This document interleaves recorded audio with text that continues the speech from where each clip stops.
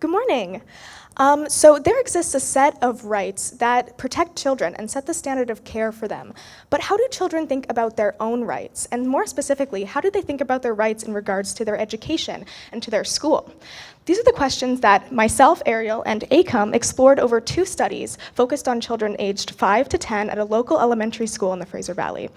In the first study, we asked children to draw 2 pictures. The first picture of how they would like their school to be, and the second picture of what they would like to do at school. When they finished their drawings, we connected with them in one-on-one interviews and asked them to explain and describe their drawings. When discussing their drawings, children most often referred to physical activity and play.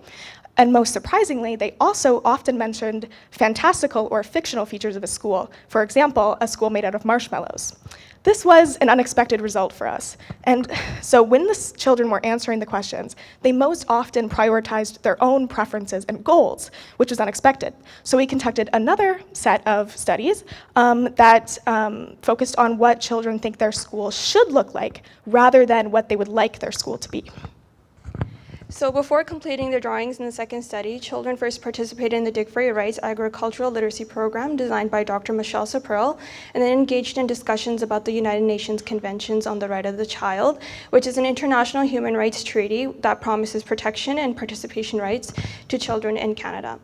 So in contrast with the first study, children frequently refer to STEM, play, art and music, and physical activity when explaining what their education should involve, and they most often refer to the importance of learning when explaining why school should be that way.